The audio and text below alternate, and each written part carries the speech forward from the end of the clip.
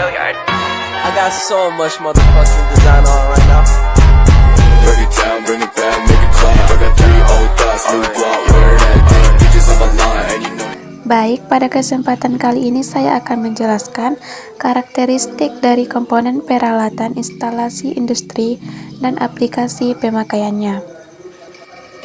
Yang pertama yaitu ada circuit breaker atau CB.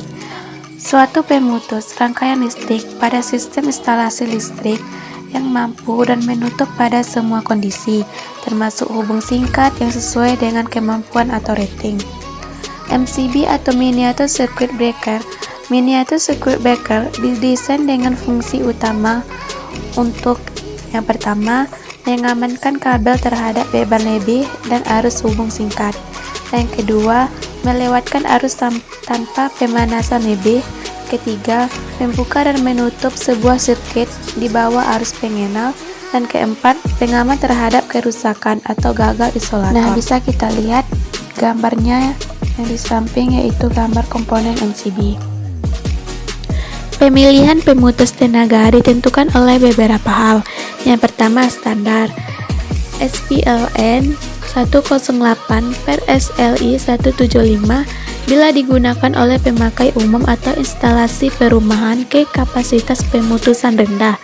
Kedua, IEC 60947-2 bila digunakan oleh ahlinya atau aplikasi industri ke kapasitas pemutusan tinggi. MCB NC45 kecuali NC45H memenuhi kedua standar tersebut. Yang ketiga, MCB NCA5A, NC45N dan Domai telah memenuhi sertifikat mutu untuk produk peralatan listrik SNI 046507-12002. Nah, yang kedua yaitu ada kapasitas pemutusan. Kapasitas pemutusan, suatu pemutus tenaga harus lebih besar dari arus hubung singkat pada teknik instalasi di mana pemutus tenaga tersebut dipasang. Pada diagram garis suatu sistem, disarankan untuk juga menyebutkan besar kapasitas pemutusan di samping arus pengenal pemutus tenaga yang digunakan. Nah, yang ketiga ada arus pengenal. Arus pengenal pemutus tenaga harus disesuaikan dengan besarnya arus beban yang dilewatkan kabel dan lebih kecil dari arus yang diizinkan pada kabel. Yang keempat, tegangan. Tegangan operasional pengenal pemutus tenaga harus lebih besar atau sama dengan tegangan sistem. Yang kelima, jumlah kutub. Dan yang keenam ada bentuk kurva trip atau kurva C atau kurva D, menentukan besar magnetic strip terhadap arus pengenal. Yang ketujuh ada frekuensi sistem. Dan yang ke-8 aplikasi beban, tipe kabel yang diamankan tembaga atau aluminium. Nah, yang kedua setelah CB yaitu ada ILCB. Kegunaan domain residual current circuit breaker atau ILCB atau RCCB adalah proteksi arus bocor, 30 mA untuk proteksi terhadap manusia, 300 mA untuk proteksi terhadap bahaya kebakaran, dan cocok untuk aplikasi distributor akhir untuk rumah, apartemen, gedung komersil, dan gedung industri. Alat hanya mempunyai satu fungsi, mendeteksi arus bocor, tidak terdapat pengaman termal dan magnetis, sehingga ILCB harus diamankan terhadap hubung singkat oleh MCB sisi atasnya. Nah, selanjutnya ILCB tidak boleh dipasang apabila kemungkinan hubung singkat melebihi 6 kA, dan selanjutnya ILCB mempunyai mekanisme trip tersendiri dan juga dapat dioperasikan secara manual seperti saklar. Alat ini digunakan jika pengaman arus bocor dibutuhkan pada sekelompok sirkuit yang maksimum yang terdiri dari 4 sirkuit. Nah, yang di bawah ini adalah bentuk dari ILCB, komponen dari ILCB. Nah, yang ketiga setelah ILCB yaitu MCCB. Alat pengaman yang dalam proses operasinya mempunyai dua fungsi, yaitu sebagai pengaman dan sebagai alat untuk penghubung. Perbedaan dengan miniatur circuit breaker yakni pada MCCB memiliki kapasitas arus yang lebih besar. Jika dilihat dari segi pengaman, maka MCCB dapat berfungsi sebagai pengaman gangguan arus hubung singkat dan arus beban lebih. Pada jenis tertentu, pengaman ini mempunyai kemampuan pemutusan yang dapat diatur sesuai dengan yang diinginkan. Pada gambar MCCB yang di samping bisa kita lihat yang pertama yang di atasnya, yaitu keterangannya bahan BMC untuk bodi dan tutup. Dan yang selanjutnya yaitu ada yang di bawahnya nomor 2, yaitu untuk peredam busur api. Dan yang di bawahnya lagi ada nomor 3, yaitu untuk blok sambungan untuk pemasangan ST dan UVT. Dan yang keempat yaitu yang di sampingnya sebelah kiri, penggerak lepas sambung. Dan nomor 5-nya kontak bergerak. Dan nomor 6 data kelistrikan dan pabrik pembuat. Dan nomor 7 yaitu unit magnetic strip. Berikut batasan arus yang dapat ditahan oleh MCCB atau Mole Case Circuit Breaker adalah 100 ampere, 200 ampere, 400 ampere, dan lain sebagainya sesuai dengan jenis dan kebutuhan penggunaan. Nah, selanjutnya setelah MCCB yaitu ada switch disconnector.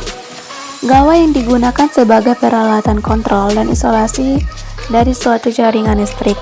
Fungsi switch disconnector yang pertama itu coupler.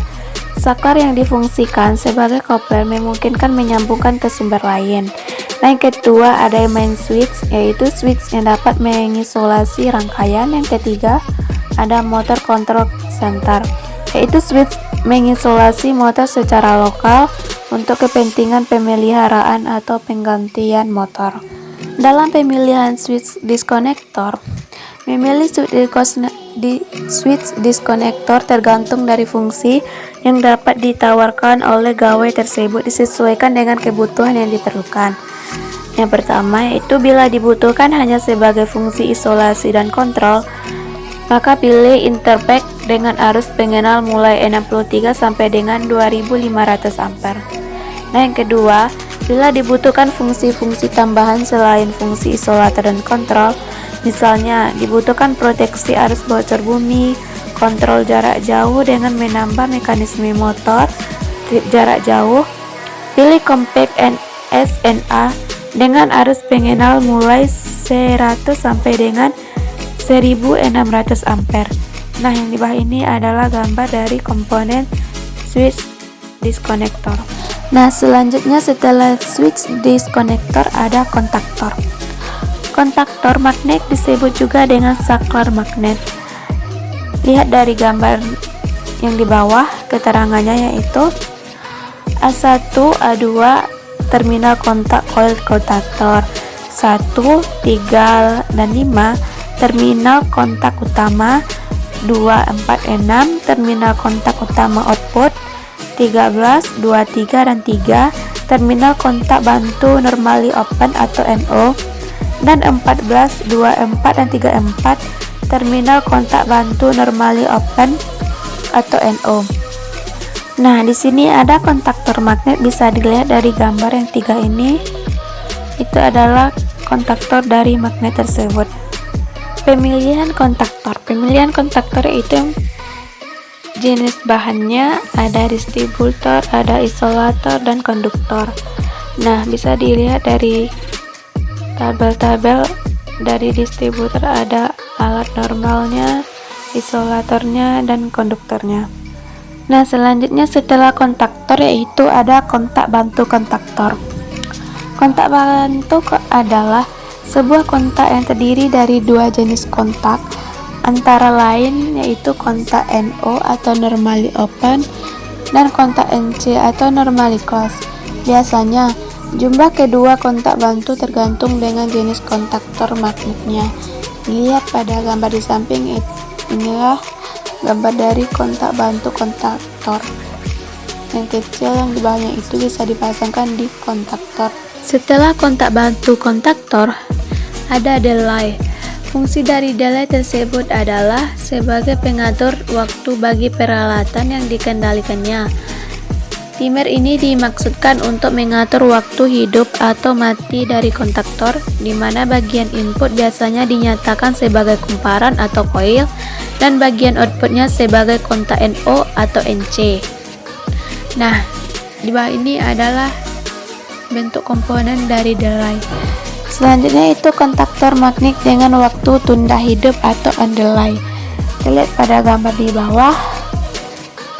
Dan selanjutnya kontaktor magnet dengan waktu tunda mati atau off delay yang di bawah. Kita lihat pada gambar yang di bawah. Kontaktor magnet dengan waktu tunda kombinasi hidup mati seperti pada gambar yang di bawah.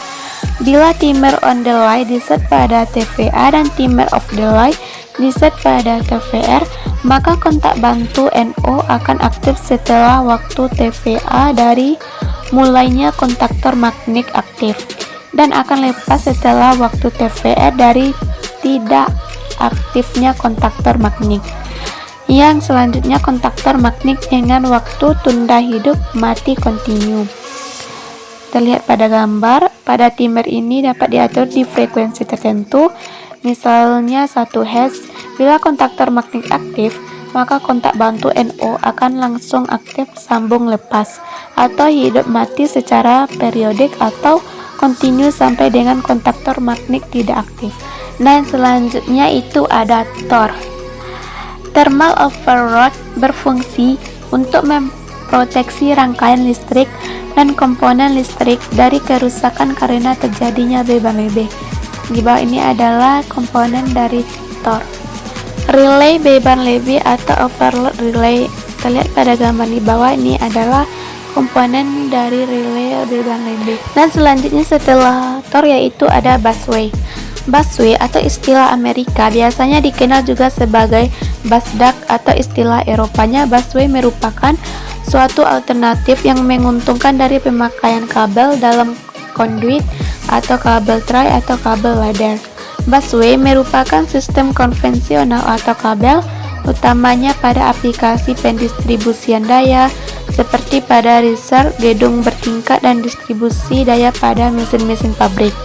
Aplikasi busway linking pada untuk pabrik dan mall atau hypermarket yang tanpa langit-langit atau expose adalah sangat ekonomis dan memberikan nilai estetis yang sangat baik.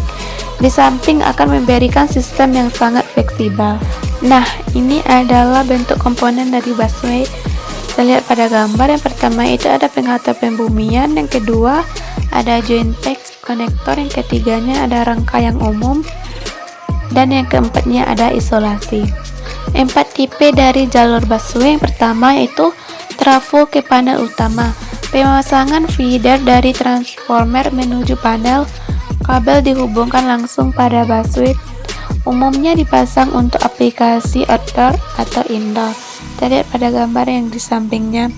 Dan yang kedua yaitu ada distribusi horizontal ke mesin-mesin. Pemasangan plug-in yang disuplai dari panel dan melalui percabangan atau selalu untuk aplikasi indoor. Dan yang ketiga ada gedung bertingkat. Distribusi vertikal setiap lantai, pemasangan plug-in riser yang disuplai dari panel. Nah, yang keempat yaitu pemasangan feeder di antara dua panel, yaitu gambar yang paling bawah.